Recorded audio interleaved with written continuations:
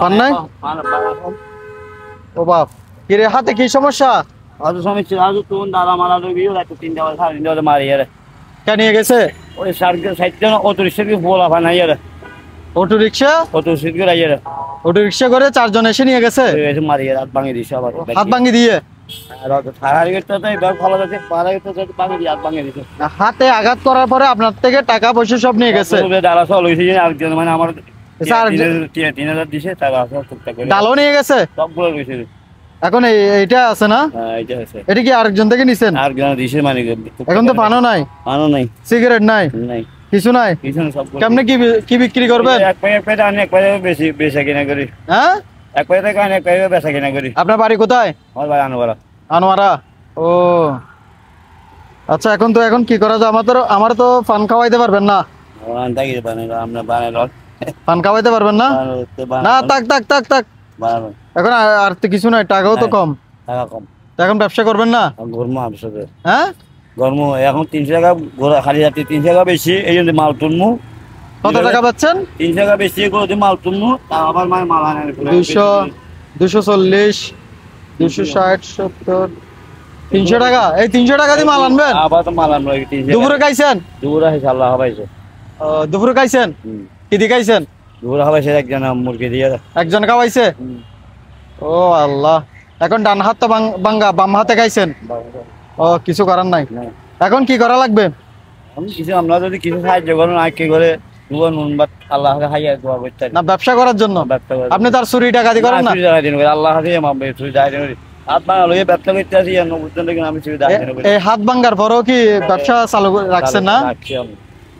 আচ্ছা দেখি কি করা যায় আপনার জন্য। আমার তো টাকাও নাই। একজন ওই যে সিএনজি ড্রাইভার মোটরসাইকেল ওয়ালারে মারে দিছে। এখন ওই মোটরসাইকেল ওয়ালার কাছে টাকা পয়সা নাই, সে গরিব, সে কান্না করে দিছে, সিএনজি ড্রাইভারকে বিভিন্ন গালিগালাজ করতেছে।